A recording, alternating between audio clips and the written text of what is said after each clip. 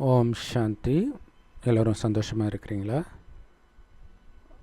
சமீபமாக ஈஷாயோக சத்குரு அவர்கள் ஒரு வீடியோவில் சொல்லியிருந்தாங்க, என் குழந்தை எந்த நேரமும் மொபைல்லே இருக்குதுன்னு பெற்றோர்கள் குறை சொல்லக்கூடாது.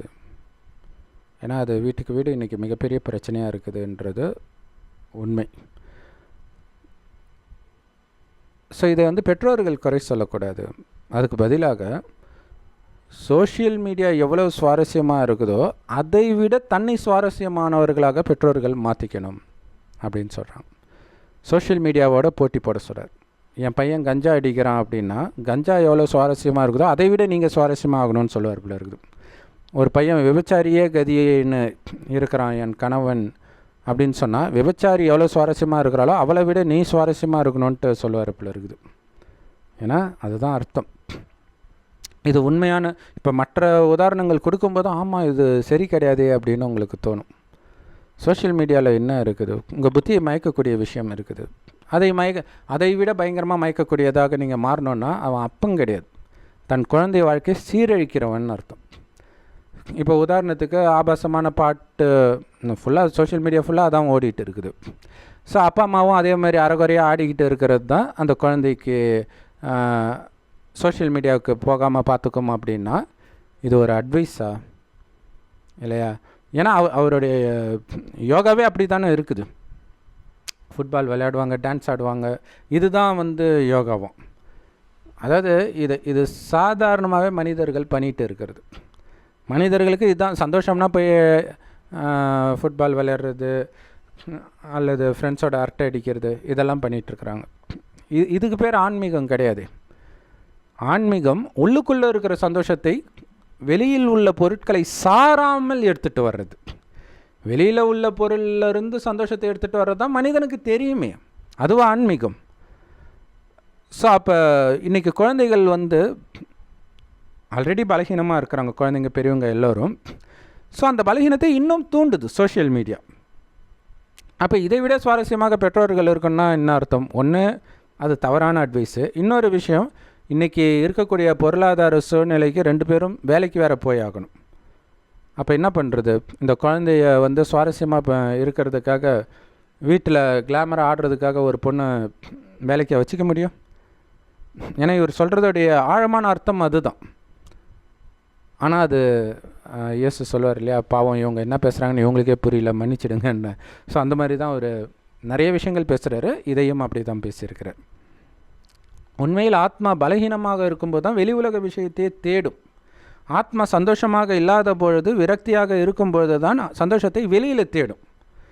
அப்போ ஆத்மா சந்தோஷமாக இருக்கிறதுக்கான வழியை இவர் மட்டும் இல்லை, யாராலையுமே சொல்லிக் கொடுக்க முடியாது. ஏன்னா ஆத்மானா என்னன்னு தெரியாது. இந்த ஆத்மா பரமாத்மா இந்த மாதிரி வார்த்தையெல்லாம் நான் யூஸ் பண்ணவே மாட்டேன்னு ரொம்ப பெருமையாக பேசிக்குவார். ஆனால் இவர் ஆன்மீகவாதியாம். ஆத்மாவை பற்றி சொல்லிக் கொடுக்குறவங்களுக்கு பேர் தான் ஆன்மீகவாதி. ஆத்மாவை பற்றிய ஞானம் தான் ஆன்மீகமே.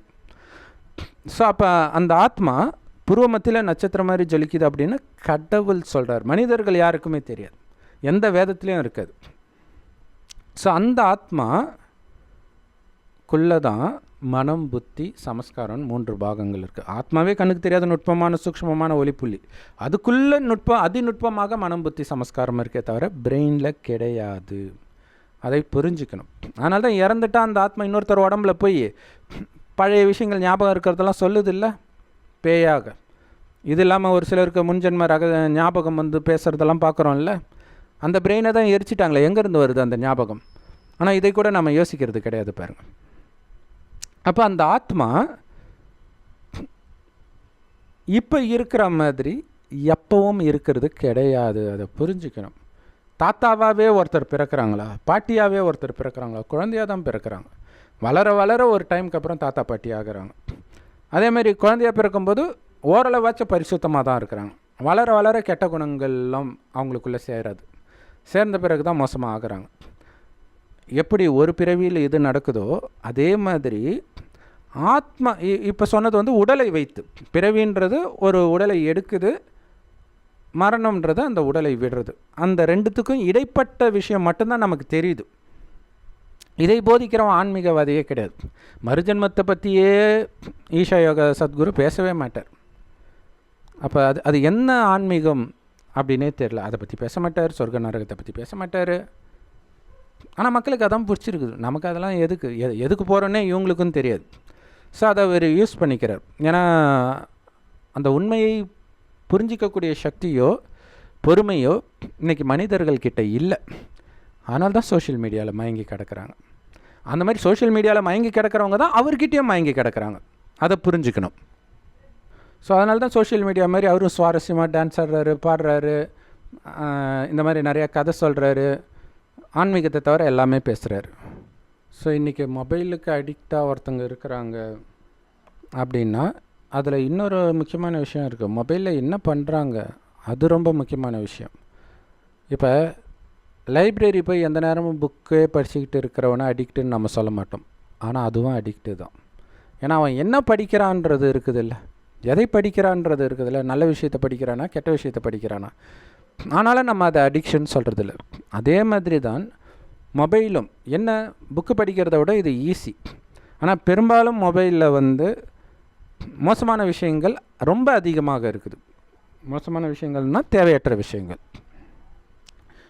அரசியலாகட்டும், சினிமா செய்திகளாகட்டும், ஆபாச நடனங்களாகட்டும், இதெல்லாம் அளவுக்கு அதிகமாக இருக்குது. அதாவது அதைத்தான் அது பிரதானப்படுத்துது. ஏன்னா அவங்களுக்கு அதுதான் அதிக காசு கொடுக்கறதுனால அதைத்தான் அவங்கள ப்ரொமோட்டுமே பண்ணுறாங்க. ஆனால் அதையும் மீறி நான் நல்ல விஷயத்தை தான் தேடிக்கிட்டு இருக்கிறேன், அதை மட்டும்தான் பார்க்குறேன் அப்படின்ற ஒரு சுய கட்டுப்பாடு இருந்தால் மொபைல் பார்க்குறது தப்பு கிடையாது. ஆனால் குழந்தைங்க எதை பார்க்குறாங்க அப்படிங்கிறது தெரியாது. ஏன்னா நிறைய குழந்தைங்க எனக்கு தெரிஞ்சு மொபைலை மட்டுமே பார்த்து நிறைய விஷயங்கள், சயின்ஸ் விஷயங்களை பேசுகிறாங்க. ரொம்ப சின்ன குழந்தைங்க. ஆச்சரியமாக இருக்கும்.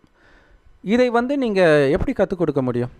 ஸ்கூலில் கண்டிப்பாக அது கிடையாது. ஒரு 5வது படிக்கிற குழந்தை காலேஜ் படிக்கிற பையனுக்கு தெரிய வேண்டிய சயின்ஸை பேசுது அழகாக அந்த வயசுலே. ஸோ அது எப்படி? ஏன்னா அந்த குழந்தைங்க அதாவது நான் சொல்கிற குறிப்பிட்ட குழந்தை அந்த மாதிரி விஷயத்தையே பார்த்துக்கிட்டு இருக்குது.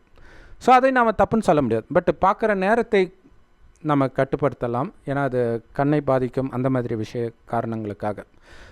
ஸோ அதனால் எதை பார்க்குறாங்க அப்படிங்கிறது ஒன்று இருக்குது. இதை ஒரு ஃபேமஸான பாடகர் விஜய் ஆண்டனி மியூசிக் டைரக்டர், அவர் சொல்லியிருந்தார், குழந்தை மொபைல் பார்க்குதா விடு. ஏன்னா நான் சொல்லாததை அதுவாது ஒரு கெட்ட விஷயமே இருந்தாலும் கொஞ்சம் நல்ல விஷயமும் வரும்ல, அதை கற்றுக்கிட்டோம் அப்படின்னு சொல்லியிருந்தார். ஸோ அதை நம்ம 100% தப்பான அட்வைஸ்னும் சொல்ல முடியாது. அதே நேரத்தில் கெட்ட விஷயம் வருதுன்றதும் உண்மை. அப்போ ரெண்டுத்தையும் பகுத்தறிகிற சக்தி. ஏன்னா இப்போ நல்ல விஷயத்தையே பார்க்குறது அதுக்கு ஒரு அடிக்ட் ஆகும் பொழுது, டக்குன்னு தப்பான விஷயம் பம்ப் ஆகும் பொழுது ஆர்வக்கொலரில் அது என்னன்னு தெரிஞ்சுக்கணும்னு பார்க்க தோணும். ஏன்னா அது முன்ஜென்மத்தில் ஏற்கனவே எல்லா ஆத்மாவும் அதுக்கு அடிமையாக இருக்குதுன்னு போது டக்குன்னு போய் விழறதுக்கான வாய்ப்பு இருக்குது. ஸோ அப்போ அதுலேருந்து விலகணும் அப்படின்னா முக்கியமான ரகசியத்தை நாம் அந்த குழந்தைக்கு சொல்லிக் கொடுக்கணும். செக்ஸ் எஜுகேஷன் கிடையாது. ஏன்னா நிறைய பேர் செக்ஸ் எஜுகேஷன் தெரிஞ்சுக்கிட்டால் இந்த பிரச்சனை கிடையாதுன்றாங்க. அது என்ன செக்ஸ் எஜுகேஷன்னே தெரியல இல்லையா? அப்படி ரொம்ப கற்றுக்கிட்டு ஏதோ ஒன்று பண்ணுற மாதிரி காமத்தில் இருக்குதா என்ன இல்லையா? அப்போ ஏன்னா காமம் சார்ந்த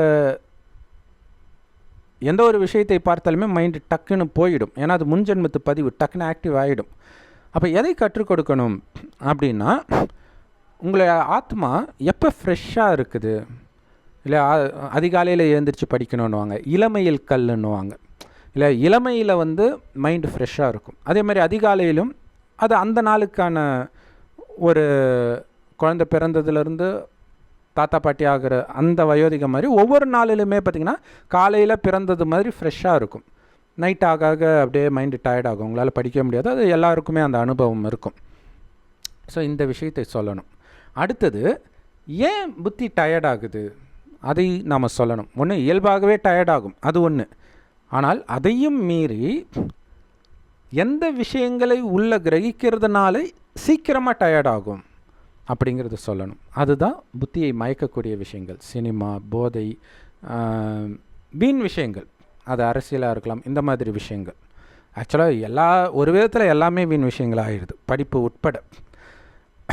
ஏன்னா உங்களுடைய ஆத்மாவை டயர்டாக்குது, மைண்டு மனசு ஒரு பாரமாக இருக்கிற மாதிரி இருக்கும். அப்போ மனசை லேசாக்கக்கூடிய விஷயங்களை தான் புத்தியில் எப்போவுமே போடணும். அது இறைவன் ஆத்மாவுக்கு கொடுக்குற ஞானம் மட்டும்தான் லேசாக்கும்.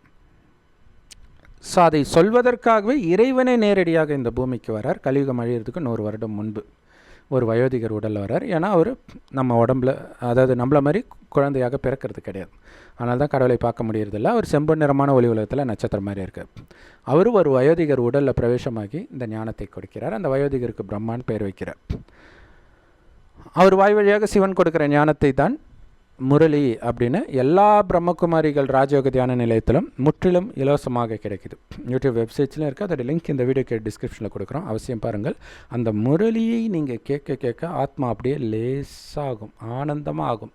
ஏன்னா ஆத்மாவில் இருக்கிற குப்பையெல்லாம் நீங்கும். இதெல்லாம் தப்பு, இதெல்லாம் சரி அப்படின்னு சொல்லுவார். அதோடைய மெயின் சாரம் என்னென்னா, இந்த பூமியை நான் சொர்க்கமாக படைத்தேன், அங்கே காமம் கோபம் பற்று பேராசாங்கன்னா என்னன்னே தெரியாத பரிசுத்தமான குழந்தைகள் மாதிரி இருப்பாங்க. அப்போ எப்படி குழந்தை பிறக்கும்?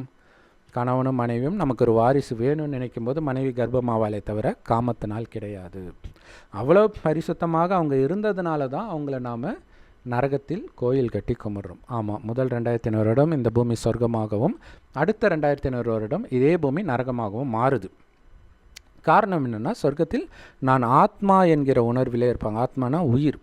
அது பூர்வ மத்தியில் நட்சத்திரம் மாதிரி ஜொலிக்கிறனால தான் இங்கே பொட்டு வைக்கிற பழக்கம் இருக்குது. அந்த ஆத்மாவில் தான் மனம் புத்தி சமஸ்காரம் இருக்குது. ஸோ அந்த ஆத்மா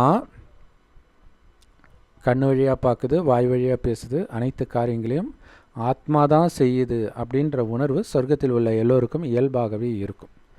ஆத்மாவில் கவனம் இருக்கிறனால சதா ஆனந்தமாக இருப்பாங்க.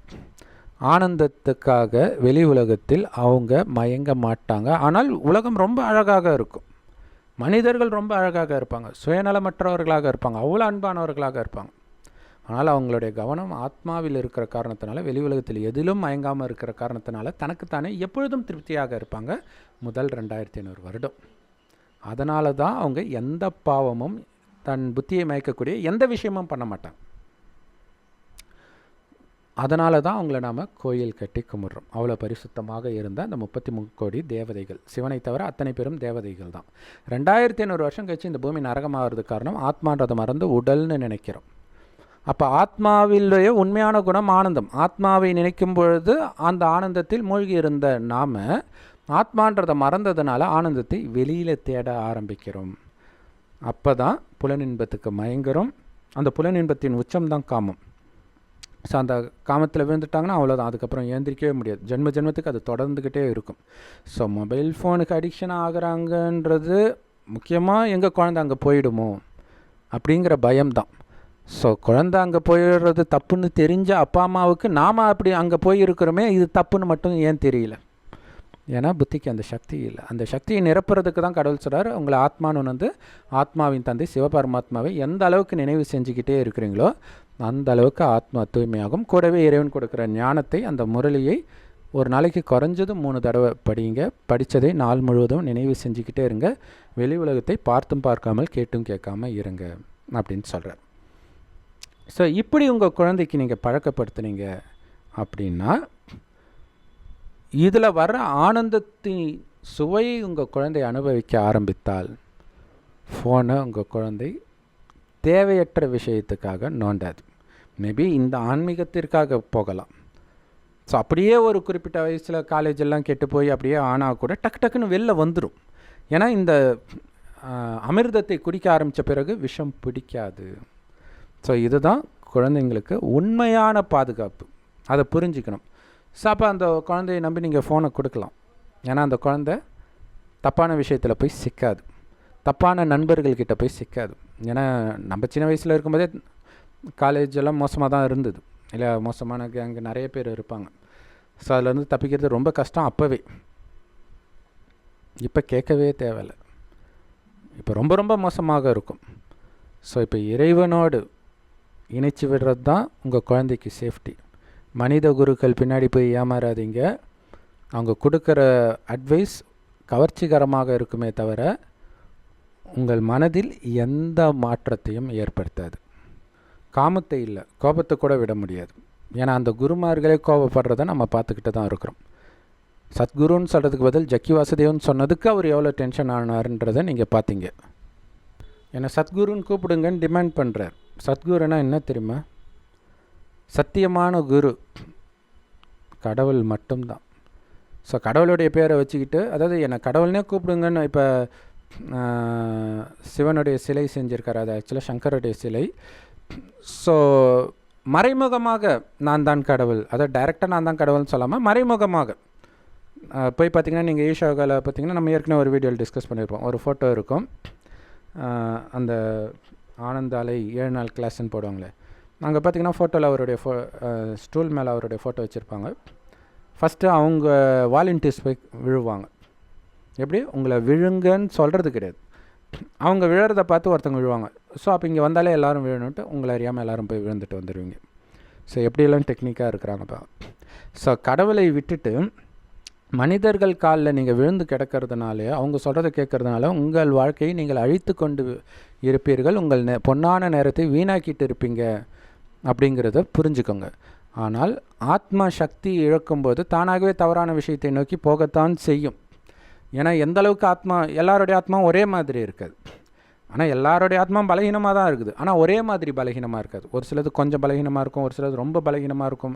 ஸோ அந்த மாதிரி ரொம்ப பலகீனமாக இருக்கிறவங்க தான் டக்குன்னு அடிக்ட் ஆவாங்க. அது ஆபாச படத்துக்காக இருக்கட்டும், இந்த சிகரெட்டு, கஞ்சா, இந்த மாதிரி விஷயம். கொஞ்சம் பலகீனமாக இருக்கிறவங்க சும்மா அடிச்சு பார்த்துட்டு விட்டுருவாங்க. ஸோ ஆனால் அப்படி விடுறவங்க கூட போக போக ஒரு டைமுக்கு அப்புறமா வாழ்க்கையில் டிப்ரெஷன் வரும்போது அதை தேடி போய் மறுபடியும் அடிக்ட் ஆகிடுவாங்க. ஸோ மொத்தத்தில் அதிலிருந்து விலகி இருக்கணும். இதை நீங்கள் சொன்னால் உங்கள் குழந்தை கேட்காது. ஏன் கேட்காது? குழந்தைங்களுக்கு அப்பா அம்மா முட்டாளாக ஒரு காலத்தில் தெரிய ஆரம்பிப்பாங்க. ஸோ அது விதி அப்படி இருக்குது, என்ன பண்ணுறது?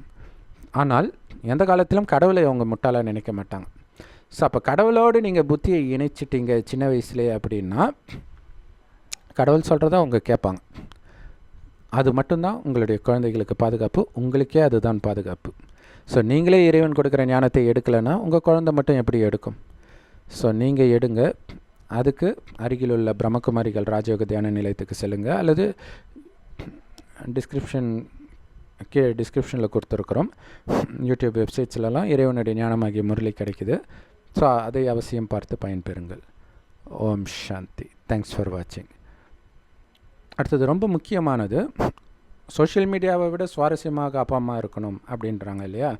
ஸோ சுவாரஸ்யமாக இருக்கிறான்னு தான் லவ் பண்ணுறானுங்க, கல்யாணம் பண்ணுறானுங்க, ரொம்ப சுவாரஸ்யமாக இருக்குது.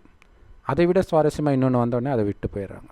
இது உண்மையில் அடிக்ஷன், சுவாரஸ்யம் இல்லை, அடிக்ட் ஆகுது. மைண்டு பலகீனமாக இருக்கனால இன்னும் போதையை கொடுக்கக்கூடிய விஷயத்துக்கு போகுது. அப்போ என்ன பண்ண, அப்பா அம்மா அவுத்து போட்டு ஆடணும். அதுதான் அவர் சொல்கிறதுடைய உண்மையான அர்த்தம். இல்லாட்டினா கூட சேர்ந்து தண்ணி அடிக்கணும். அந்த குடும்பம் உருப்பிடுமா? அப்போ எப்படி சுவாரஸ்யமாக இருக்கிறது? அப்போ ஆத்மா அலைப்பாய ஆரம்பிச்சிடுச்சு, மனம் அலைப்பாய ஆரம்பிச்சிடுச்சு. மனம் தனக்குள்ளே ஒடுங்கணும். அதுக்கு இறைவன் நினைவில் இருக்கணும். இறைவன் கொடுக்குற ஞானத்தை மட்டும் நிரப்பும்போது அந்த ஞானம் என்ன? சொர்க்கமாக இருந்த பாரத பூமியில் தேவதைகளாக நாம் இருந்தோம், கலியுகம் அழிந்து மீண்டும் சொர்க்கமாக போது, மீண்டும் நாம் தேவதையாக போகிறோம்.